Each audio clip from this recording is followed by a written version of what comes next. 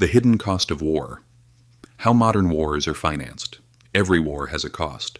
But when a war starts in the modern age, you might think the bill isn't being sent to you, because there's no longer an emergency war tax stamp on your payslip. You don't see brokers selling war bonds on street corners. Nor do you witness wealthy people or warmongering neighborhoods making any special sacrifices.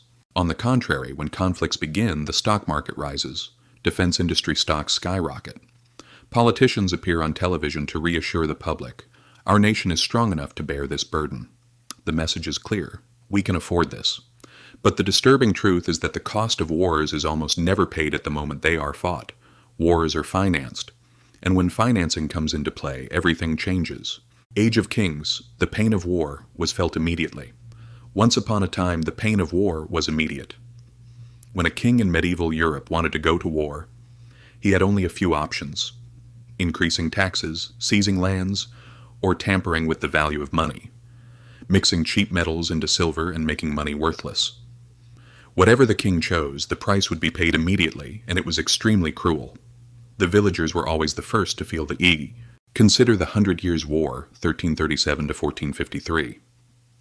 This unending conflict between England and France required repeated taxation of an already struggling population. Kings constantly pressured merchants, clergy, and landowners. This financial pressure led to rebellions and destabilized entire regions. War was expensive, and everyone felt it immediately. Spain learned this lesson the hard way in the 16th century. Even the enormous silver ships arriving from America couldn't keep up with the king's military ambitions. The Spanish crown went bankrupt repeatedly in 1557, 1575, and 1596. Back then, the rule was simple. If you wanted to wage war, you had to get the money from someone immediately. However, getting the money instantly and by force created fierce social resistance. The financial revolution, mortgaging the future.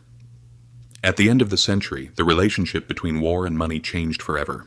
In 1694, the Bank of England was established. This was not just a bank, it was a financial revolution. For the first time in history, a government could borrow on a massive scale from private investors. By using future taxes it would collect as collateral. This is how modern public debt was born. Britain no longer taxed the public instantly to finance war. Instead, it issued long-term bonds with guaranteed interest.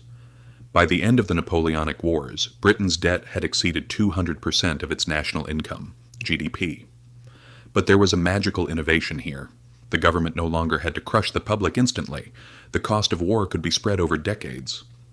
The state could carry the debt indefinitely by paying only the interest, without paying the principal.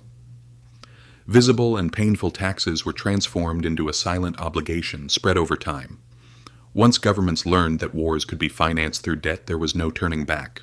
Secret weapons, inflation, and fiscal repression. But borrowing only goes so far.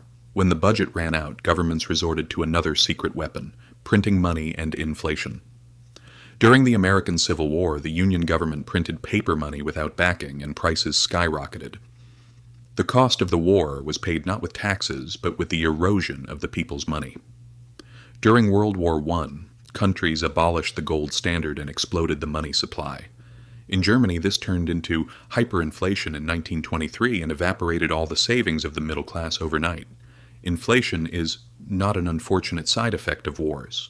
It is the fundamental mechanism for financing wars. When governments cannot collect enough taxes and cannot find cheap debt, they print money.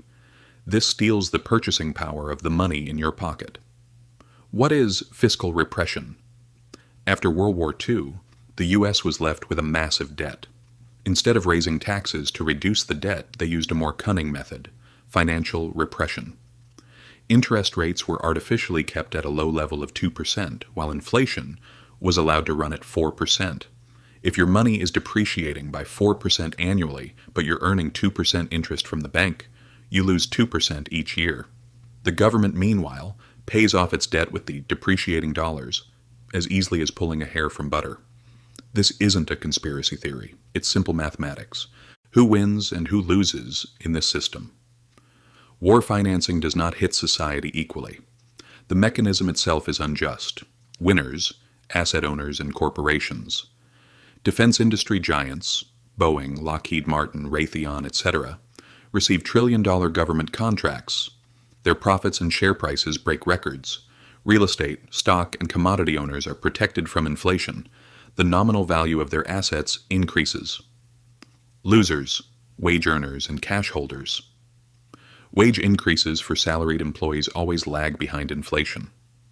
Living standards fall as food, energy, and housing prices skyrocket.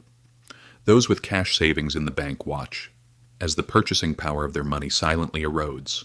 In other words, inflation is an unlegislated tax, and it hits low and middle-income earners the hardest. Today, the bill is being passed on to the future. Consider the U.S. wars in Afghanistan and Iraq after 2001. Not a single penny of additional war tax was collected from the public, but the U.S. federal debt doubled between 2001 and 2008. The war was essentially financed with a giant credit card. We saw the same movie in the early 2020s. Massive budget deficits, trillions of dollars printed, and then a wave of global inflation. Officials blamed supply chains. Yes, they were also influential, but the real truth was this. Governments spent on debt, central banks printed money, and the public paid the price by losing purchasing power. Today, U.S. debt exceeds 120% of national income. Even the interest payments on the debt alone have become a huge burden on the government. Conclusion. Seeing the silent mechanism. The uncomfortable truth is, those who declare war don't pay the price. The price is paid by future generations who don't even have the right to vote yet. The price is paid by those who work, those who save, and those who don't have the assets to protect themselves against inflation. You may not have paid a so-called war tax, but your rising grocery bills, increasing rent, and skyrocketing energy prices in the last few years are actually the hidden cost of those wars and budget deficits. Wars are noisy, but the payment system behind them is completely silent. The financial system is designed to shift the burden downwards and into the future. If you want to gain true financial awareness, you have to see this silent mechanism, because in finance, it is always those silently working gears that shape your future. That's why understanding what goes on behind the scenes of the financial system and history isn't just general knowledge, it's a matter of survival. Discovering the hidden mechanisms behind wars, crises, and decisions is the first step in protecting your money, savings, and future. If this video has given you a different perspective on the financial system and the economy, you can help it reach more people by liking the video below. To avoid missing these in-depth analyses where history, money, and power intersect, you can subscribe to the channel and turn on notification bells. Who do you think pays the biggest price for the hidden cost of wars in the modern world? Don't forget to share your thoughts in the comments. In the next video, we will continue to make the invisible visible. Take care.